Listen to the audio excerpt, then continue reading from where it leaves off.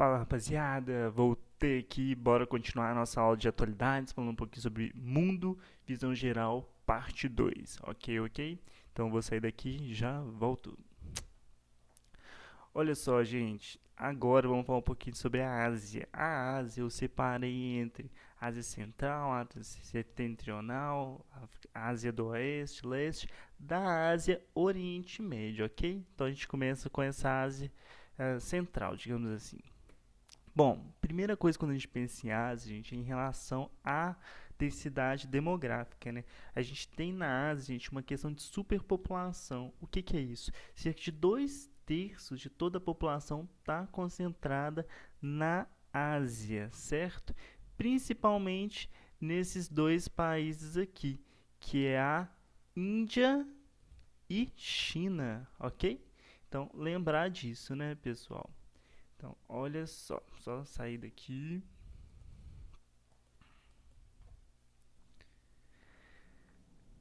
Agora, a gente já falou um pouquinho de cada país. Primeiramente, em relação à Índia. É um país, gente, que tem muita questão importante devido à questão da sociedade, gente. É uma sociedade que tem fortes traços culturais, traços religiosos que envolvem a política. E, pessoal, desculpem, falei pessoal. Olha só, gente. Na Índia, gente, a gente tem um estado laico, certo? E ainda assim temos um país com uma religião que gera muita força na política, né? Com políticos que têm a religião, digamos assim, centrada na sua forma de ver o mundo. Isso, gente, gera vários contextos de lutas sociais. Uma questão importante sobre a Índia, gente, é a questão da mulher, a luta da mulher por direitos. Isso, gente, está acontecendo em vários países, não é diferente na Índia.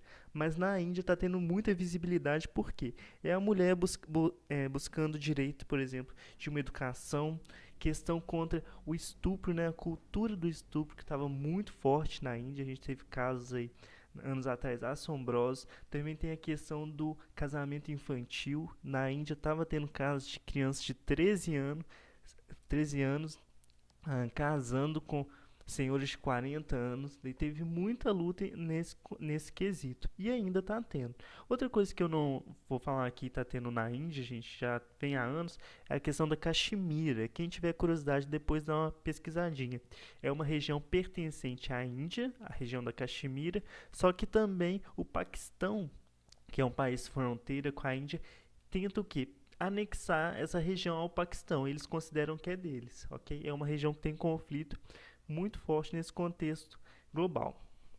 E agora falando um pouquinho sobre a Índia, né, gente? A Índia, eu gosto sempre de estar falando que é a locomotiva da economia. Por quê?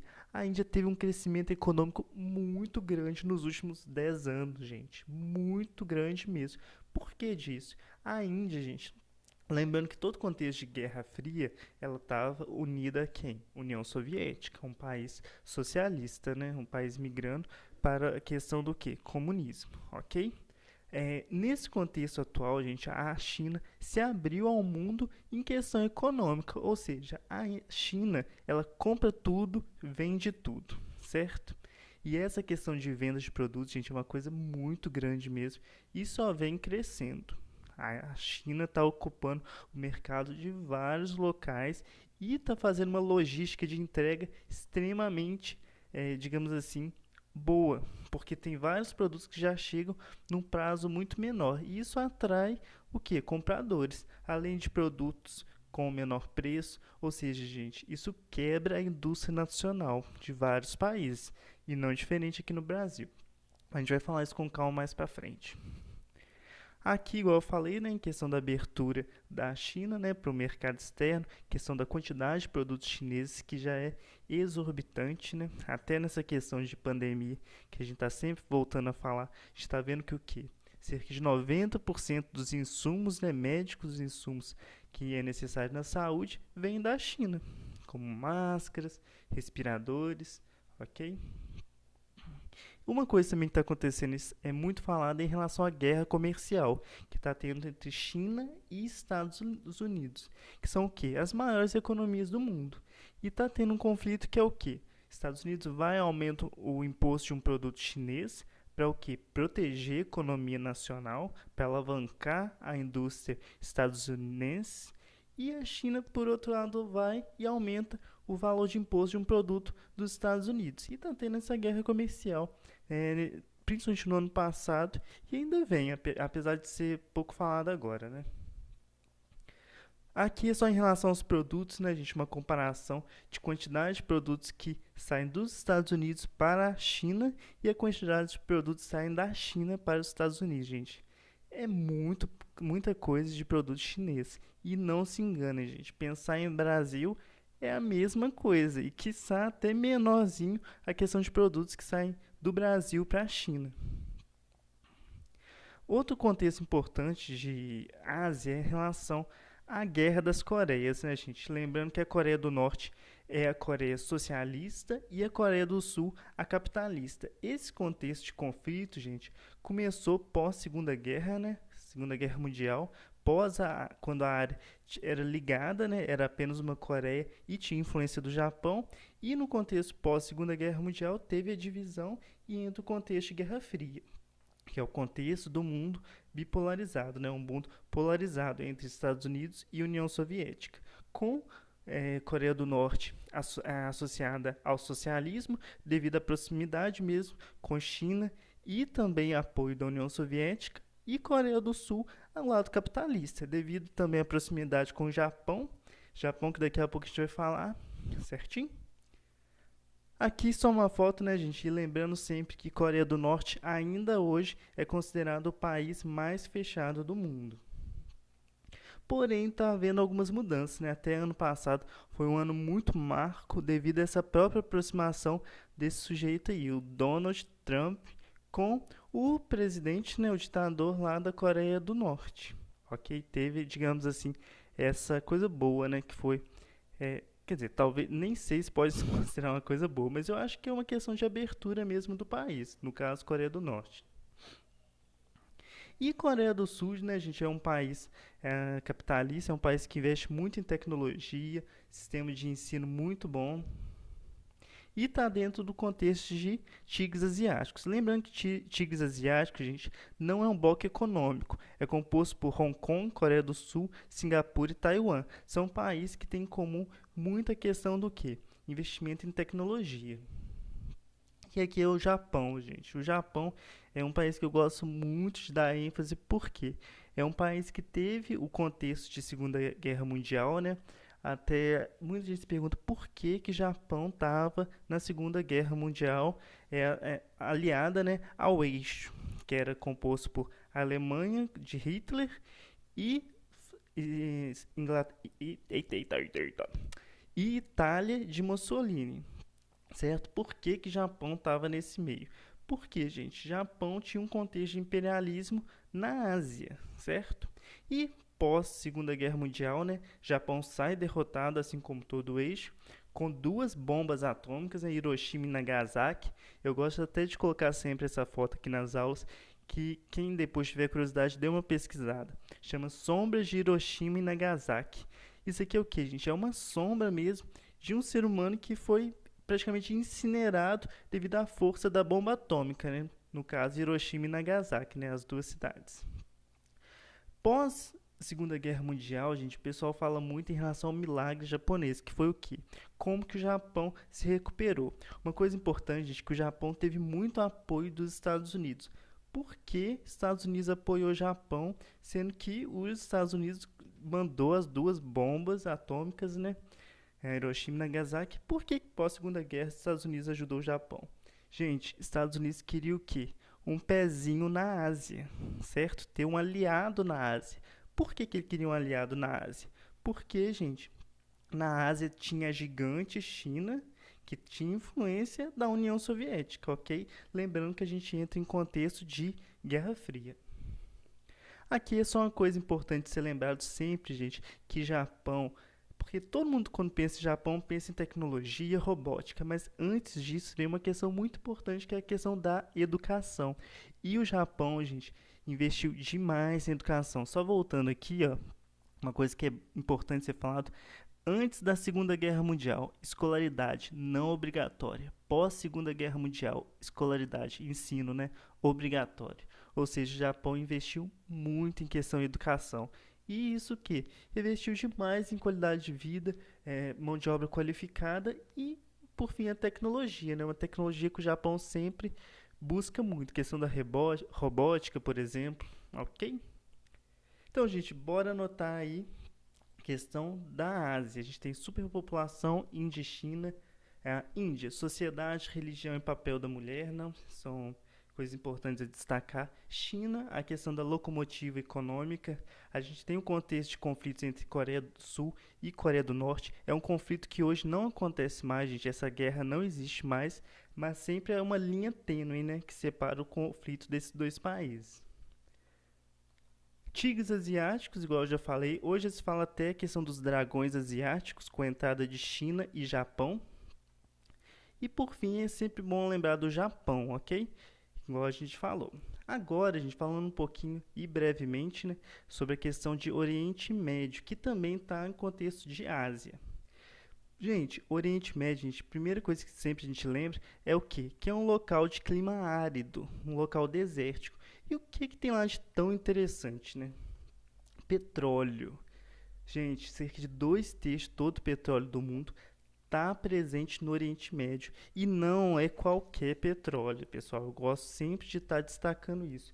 É um petróleo de boa qualidade, é um petróleo superficial, ou seja, fácil a retirada e também num local estratégico, ok? Então isso é sempre importante ser lembrado. Uma coisa também está sendo falado muito, gente, questão a água. Principalmente o contexto de que falta de água no mundo. E como vocês podem ver, gente, o Oriente Médio está todo em vermelho aqui. É um local que falta água, certo? Lá eles têm muito investimento em o quê? Dessalinização de água do mar, por exemplo. Então, água, gente, já está sendo, né, um recurso natural cobiçado por vários países e motivos também de conflitos. Sempre lembrar disso. Aqui, outro contexto importante do Oriente Médio é em relação ao Canal de Suez. O Canal de Suez, ou Suez, é um canal bem parecido com o Canal do Panamá, né, que a gente tem aqui na América, no contexto de América Central, e ele é um canal que pertence ao Egito, ok?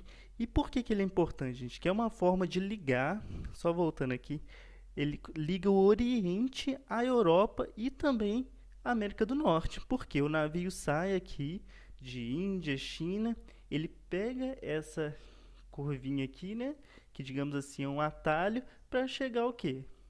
Europa e América do Norte. Então, o Canal de Suez é um lugar extremamente estratégico. Hoje ele pertence ao Egito, né, na Península de Sinai. Outra coisa importante de ser falado do Oriente Médio é a questão do quê? Das fronteiras artificiais. Gente, antes do contexto de Primeira Guerra Mundial, era uma região dominada pelo Império Otomano. Pós Primeira Guerra Mundial, a gente tem a questão forte do imperialismo, né, que foi a divisão dessa região por países da Europa, como França, Inglaterra, certo? Eles dividiram essa região entre Turquia, Iraque, Síria, e pós Segunda Guerra Mundial, gente, é construído o Estado de Israel, ok? Por que é construído o Estado de Israel, gente? Ele foi dado ao povo judeu, certo? Como vocês podem ver aqui na bandeirinha, aqui é o símbolo do judaísmo, né? E, gente, uma coisa muito importante, Israel engloba a cidade de Jerusalém. E Jerusalém, gente, é o berço das 3 maiores religiões monoteístas do mundo, que são quais? O judaísmo, né, como eu falei, o cristianismo e o islamismo. Então, gente, foi um estado, né, Israel, dado ao povo judeu, que engloba 2 outros povos, né, que é o povo cristão e o povo islâmico, né, os muçulmanos, muitos dos muçulmanos. Lembrando que muçulmano é um povo, também pode ter muçulmano com religião judaica, islâmica. A gente está falando aqui em contexto de religião, então a gente está falando de judaísmo, cristianismo e islamismo. Então, gente, isso já fala o quê? Muito conflito, né? Foi criado um estado numa região que já tinha países e dado a um povo judeu, onde estava Jerusalém, que é uma cidade com relação aos três povos. Em Oriente Médio, a gente tem muito conflito. A gente já falou em relação à Península do Sinai, que é pertencente ao Egito, mas Israel já ocupou, tem um conflito entre Egito e Israel. A gente tem os conflitos da proximidade, né? Como Síria com Israel, a gente tem Iraque e Israel, ok? Então são vários conflitos, depois a gente vai falar com mais calma sobre eles. Aqui, gente, é uma coisa muito importante que aconteceu em dezembro, mais precisamente em 18 de dezembro de 2010, que é a Primavera Árabe. Ela começou na Tunísia, começou em África do Norte. Lembrando sempre, gente, daqui a pouco eu vou falar sobre África, que a África do Norte tem um contexto forte, o quê? Da religião islâmica, ok? O islamismo é muito forte lá. Então, a gente tem a Primavera Árabe começando na África do Norte e chegando nos países do Oriente Médio, como Síria. E hoje tem um conflito armado, né, um conflito civil dentro da Síria muito forte. Então, uma coisa importante, gente, quase que eu esqueço. Por que primavera, sendo que começou em dezembro? Gente, primavera, gente, não está relacionando a época do ano. Primavera é a ideia de renovação. Época de quê? Mudança mesmo. E era esse o objetivo central dessa revolução, né, desse manifesto popular, reivindicar melhorias para a população. Só que quando chegou em país com conflitos já fortes, né, conflitos enraizados e políticas ditatoriais muito fortes, gerou questão de guerra civil, como é o caso da Síria. E aqui, gente, só finalizando um pouquinho em relação à ISIS. A ISIS é o grupo de extermínio, né, mais forte em questão do Oriente Médio. E ela é uma das, digamos assim, culpadas por várias questões de terrorismo pelo mundo, principalmente em Europa, né? E Europa, Estados Unidos. Aqui, por fim, a relação dos curdos. Gente, os curdos é o povo, gente, no contexto atual, a maior concentração de povos sem o seu Estado. Ou seja, uma população que não tem o seu Estado-nação, não tem o seu país. Antes dos curdos, gente, qual que era esse povo que não tinha o seu país? Os judeus. Hoje são os curdos e eles estão presentes nessa questão de Oriente Médio.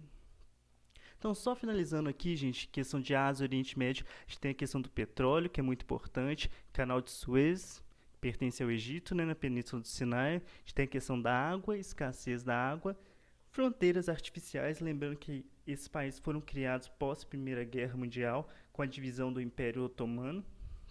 A gente tem a criação do Estado de Israel depois desses países já criados, né, no contexto de pós Segunda Guerra Mundial, dado ao povo judeu, que engloba Jerusalém, né? E por fim a Primavera Árabe, que começou nessa data, né, 18 de dezembro de 2010, e englobou vários países da África do Norte e Oriente Médio e aumentou tensões, né, como conflitos armados, como que acontece na Síria. Então é isso, gente. Só voltando aqui, vou ter a parte 3 para finalizar a nossa aula. Então, até daqui a pouco.